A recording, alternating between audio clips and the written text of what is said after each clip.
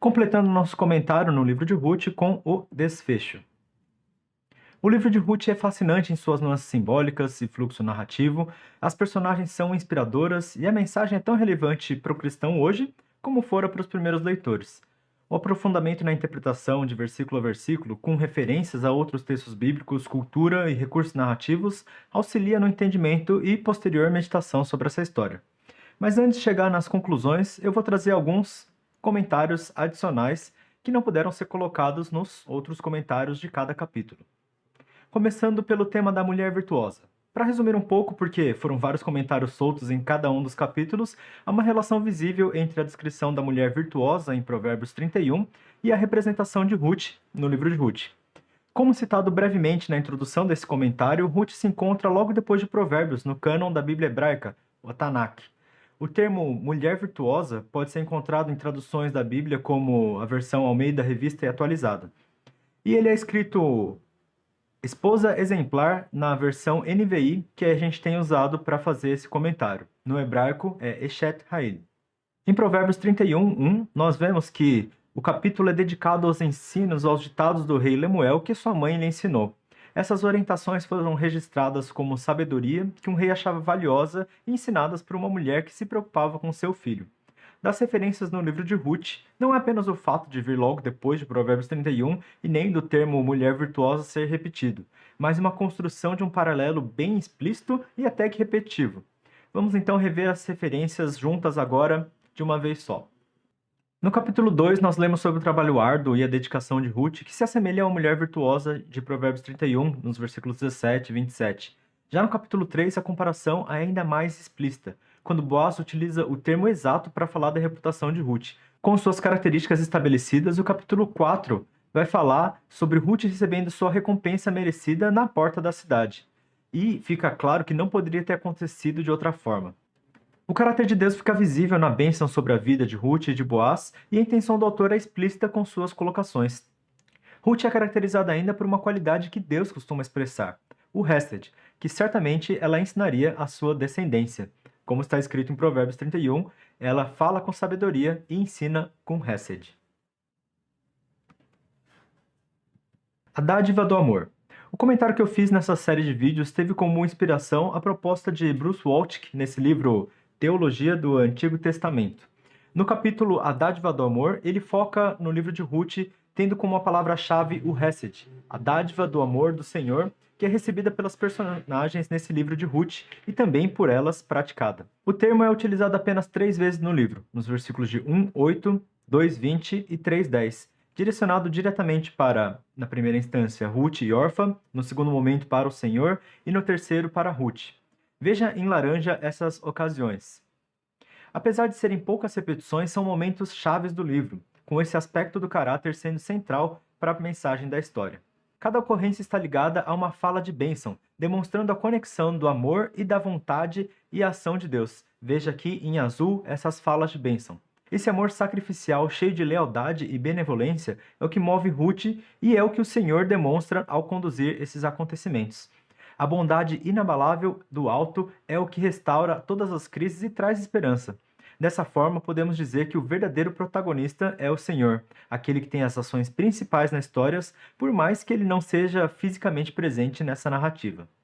Vale um subcomentário aqui, existe um contraste com a ideia moderna de amor, o amor romanicus, que vem do latim romântico e deriva o seu nome da capital do Império, Roma, que influenciou a cultura europeia e segue o estilo de Roma no movimento europeu do século XVIII, romantismo.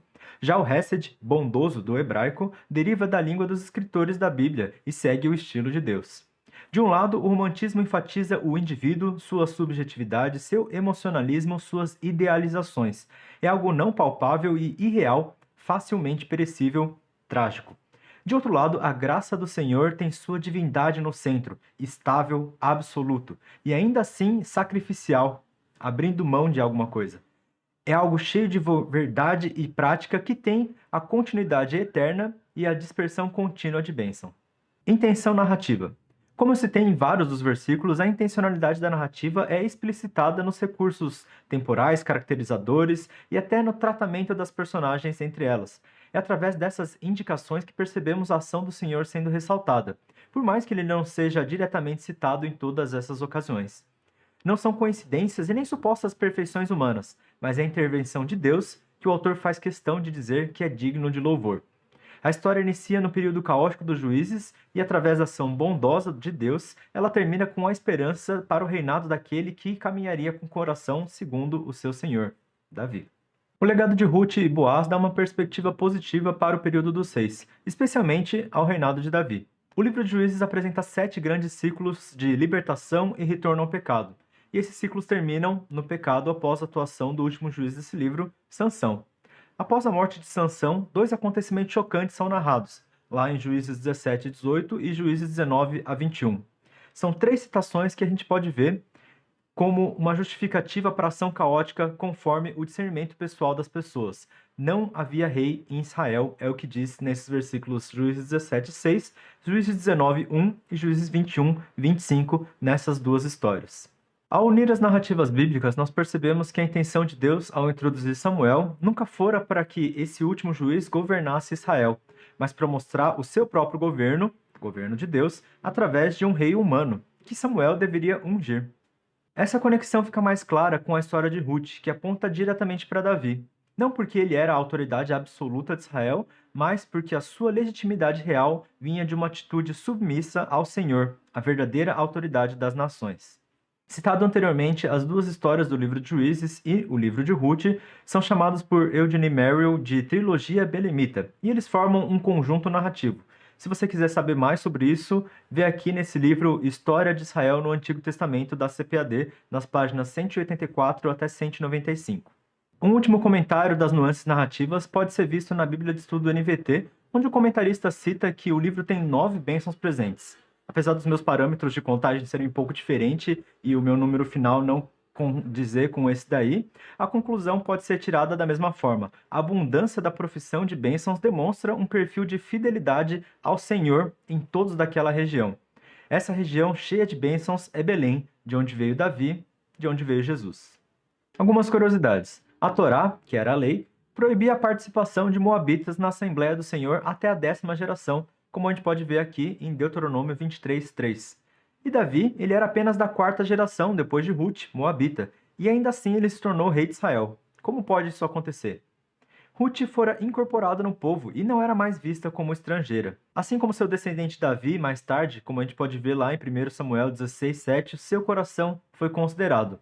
Nos comentários dos versículos 11 do capítulo 2 e do versículo 11 do capítulo 3, mais do que aspectos externos, a postura de Ruth é o que considerava, não uma estrangeira, mas alguém fiel ao Senhor. Como Elimeleque era parente de Boaz? Essa dúvida parece simples e a resposta talvez não é muito necessária para a nossa compreensão na história, mas é interessante a gente perceber a intertextualidade da Bíblia. Elimeleque ele era de Belém, como a gente pode ver aqui no primeiro versículo do livro de Ruth, outro nome para a região de Efrata. Entre outros textos da Bíblia, em Gênesis 35, 19, a gente vê que Efrata era outra palavra para chamar a região de Belém. Ou seja, Elimeleque ele era descendente de Efrata, descendente daquela região e também descendente da sua ancestral Efrata, que fora casada com Calebe, como a gente pode ver aqui em 1 Crônicas 2,19. E a cidade também ficou conhecida com o nome deles, como a gente pode ver aqui em 1 Crônicas 2,24, essa cidade foi chamada de Calebe Efrata. Esse Calebe ele era irmão de Rão e ambos eram filhos de Hezron, que por sua vez era neto de Judá, como a gente pode ver aqui em 1 Crônicas 2,9. Só uma curiosidade, Bezalel ele era neto de Calebe Efrata, como a gente pode ver aqui em 1 Crônicas 2, 19 e 20. Esse foi o artesão que Deus escolheu para construir o tabernáculo, como a gente pode ver aqui em Êxodo 31, de 1 a 5, na verdade, eu peguei aqui um trecho um pouco menor. Bezalel, lá descrito em Êxodo, aquele artesão que recebeu do Espírito do Senhor para conseguir fazer todos os seus trabalhos artísticos e construir os objetos e os utensílios do tabernáculo, era também um parente desses aí. Mas enfim, Boaz ele era descendente de Rão, como a gente pode ver aqui em 1 Crônicas 2, de 10 e 11, e em Ruth 19, 4, de 19 e 21. Dos 2 filhos de Hezron, Rão e Calebe, Boaz era descendente do primeiro e Elimeleque era descendente do segundo. Dá para entender então o parentesco distante com essa árvore genealógica, mas eu vou tentar colocar alguma representação aqui. O que mais impressiona é o fato de que não tinham outros parentes mais próximos, além daquele fulano que foi descrito em Ruth, Apesar de ter um parentesco tão grande, e a gente vê lá em 1 Crônicas, a família deles tinha vários outros nomes. O que aconteceu para simplesmente os únicos parentes vivos serem o Fulano e Boaz? Talvez todos eles tenham morrido devido à incredulidade da época, ou talvez se mudado para terras distantes, assim como Elimeleque. Isso daí a gente não vai saber, mas é interessante a gente ver da onde vem esse parentesco. Outro comentário a gente pode pensar, como eu falei lá na introdução, Ruth é um dos 5 Hamesh Megilot, 5 rolos que eram lidos em ocasiões de festas específicas do povo de Israel. O livro de Ruth era lido pelos hebreus na comemoração do Shavuot, a festa das colheitas, ou festa das semanas, ou Pentecostes. Na época da colheita, os hebreus celebravam com alegria a prosperidade, o fruto das bênçãos do Senhor, na época da colheita. Como a gente pode ver aqui, é o cenário que acontece no livro de Ruth. Essa história ilustra bem o contexto festivo, narrando o seu ápice durante a época da colheita. O cuidado do Senhor, o resgate e a perspectiva de esperança é o que a gente vê no livro de Ruth e é o que eles lembravam na época do Pentecostes. Comentários finais. Como todo livro, Ruth deve ser interpretado tendo em mente toda a obra, do começo até o fim.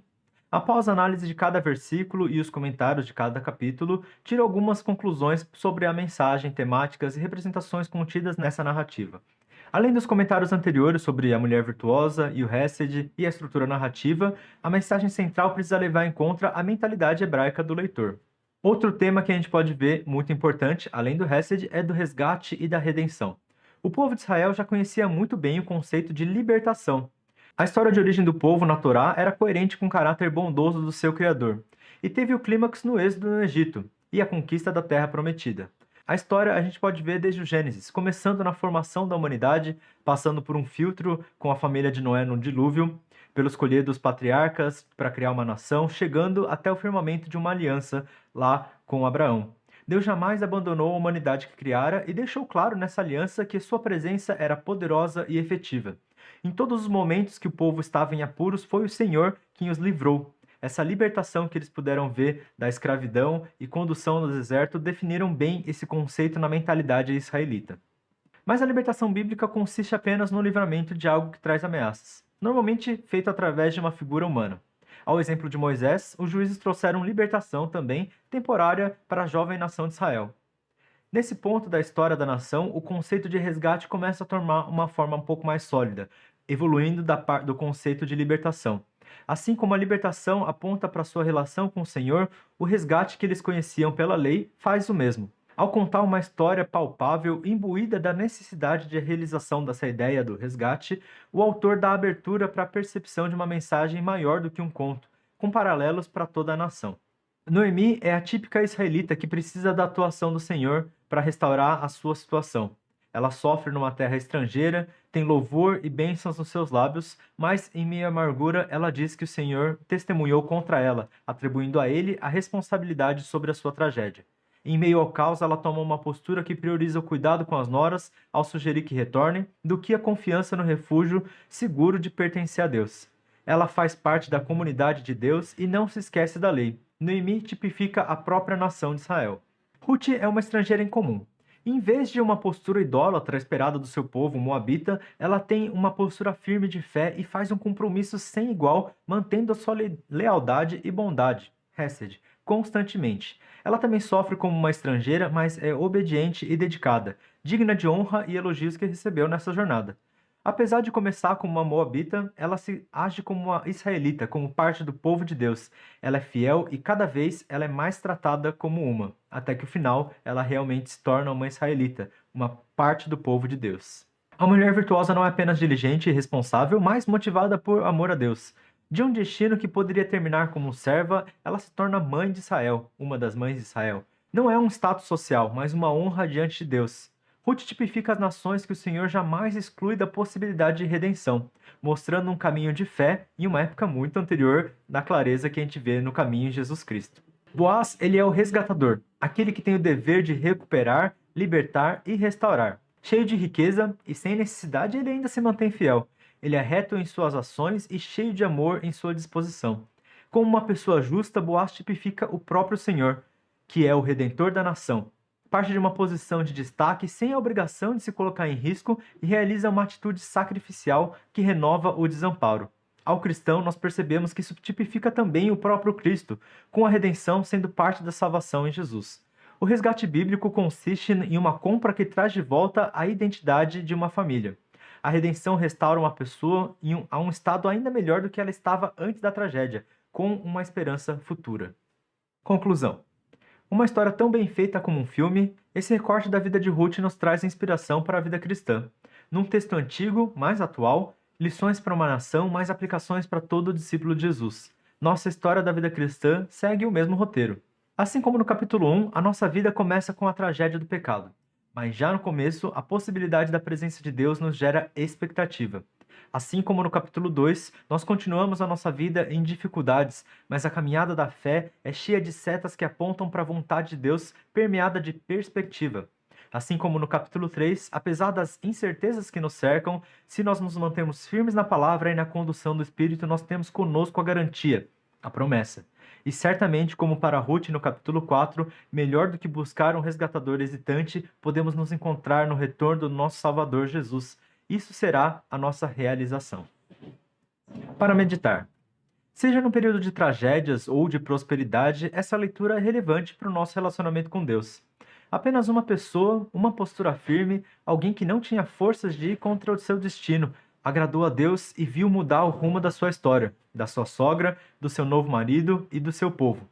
Gestos de lealdade e de disposição firme que certamente valem a pena. Releia essa história e releia a sua vida.